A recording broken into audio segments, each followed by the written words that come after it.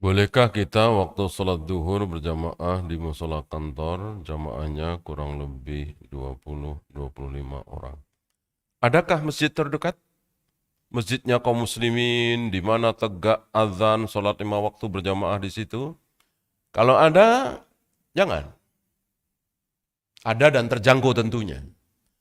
Kalau ada tapi tidak terjangkau, mungkin harus berjalan setengah jam misalnya. Maka tidak wajib mendatangi masjid tersebut. Ya. Artinya kita kaum muslimin ini jangan sholat berjamaah di tempat masing-masing. Kantor masing-masing, rumah masing-masing, kamar masing-masing. Jangan. Berjamaahlah di masjid. Masjid yang dimaksud tentu masjidnya kaum muslimin. Ya rata-rata masjid insya Allah tanah wakaf. Ya. Tidak dijual, tidak boleh dihibahkan, tidak boleh diwariskan, itu sifat tanah wakaf. Kecuali tidak terdengar adzan, ya. Maksudnya adzan tanpa pengeras. Bagaimana memahami keadaan untuk yang sudah wajib haji? Apakah jika punya uang 30 juta untuk daftar DP haji termasuk wajib? Iya, memang itu yang sedang kita hadapi, ya kan? Harus punya uang segitu untuk nama kita masuk. Nah, kita punya uang segitu, ya sudah, store agar nama kita masuk. Nah, kita ada uang segitu bahkan lebih, tapi kita berencana untuk jangan terlalu lama. Sebab kalau cuman DP 30 juta, nunggunya katanya 15 tahun misalnya. Ini lebih besar lagi. Misalnya 50 juta, nunggunya cuman 5 tahun, 4 tahun. Ya boleh. Boleh. Tidak wajib ya, boleh. Kita 30 nggak masalah, emang bukan salah kita.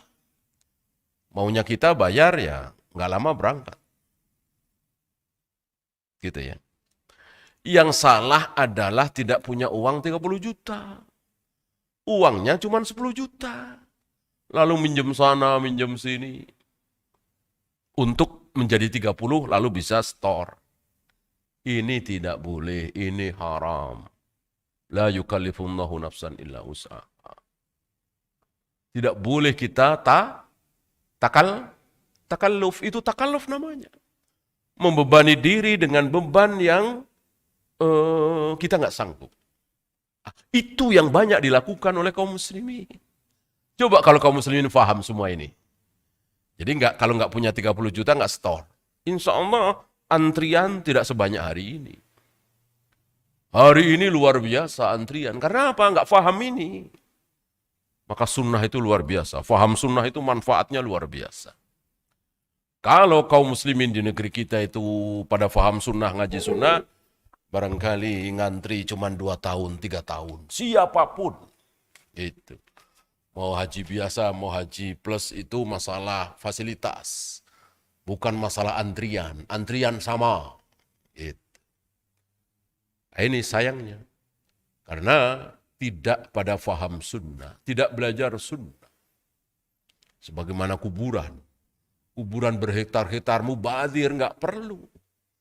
Kuburan itu cukup mungkin 20 kali 30 meter. Ya, cukup. Mau ribuan mayat kalau faham sunnah.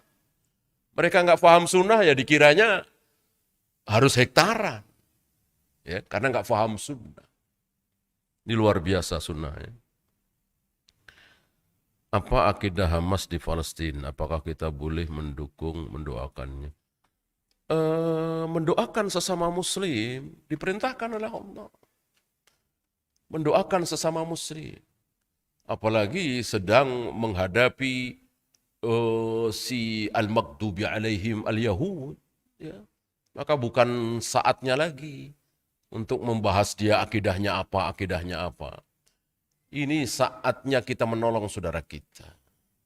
Ya. Nanti dalam pengajian ilmu, itu pembahasan. Ya ada sesama muslim sedang dizalimi orang kafir, masa kita tahu tanyakan akidahnya apa, manhajnya apa. Ketemu di jalan, salam, kita tanyakan manhajnya apa, akidahnya apa? Tentu tidak.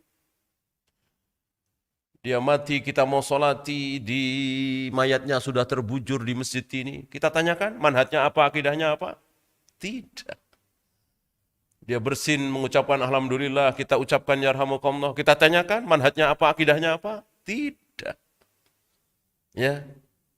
Kita tanyakan muslim apa kafir? Iya. Cuman muslim apa kafir.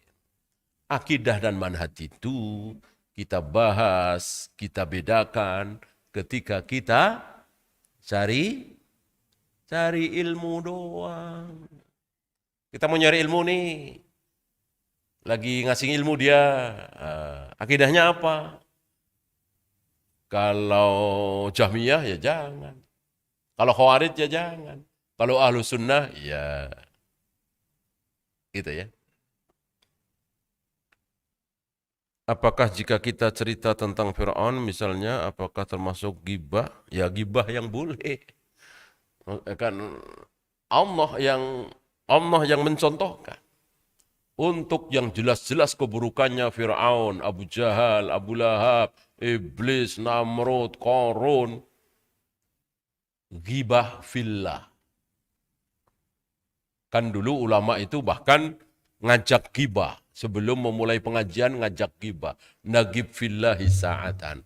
Marilah kita sesaat ghibah karena Allah. Apa isinya? Si fulan kalau nyampein hadis jangan didengar. Hafalannya rusak. Si fulan gak terpercaya. Si fulan hafalannya lemah. Si fulan berubah hafalannya saat tua. Si fulan tidak sikah, si fulan tidak adil. Itu kan ghibah semua. Ya. Jadi ghibah itu tidak semuanya haram, bahkan ada yang sunnah. Ya. Coba misalnya antum tahu persis si fulan di mana-mana ngutang nggak pernah bayar. Antum tahu persis, antum termasuk korbannya. Nah, satu ketika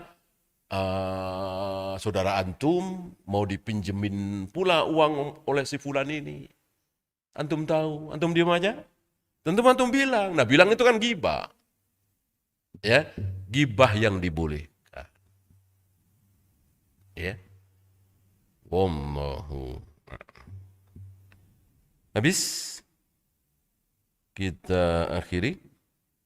Subhanakallahumma bihamdika asyhadu an la ilaha illa anta astaghfiruka wa atubu ilaik. Assalamualaikum warahmatullahi wabarakatuh.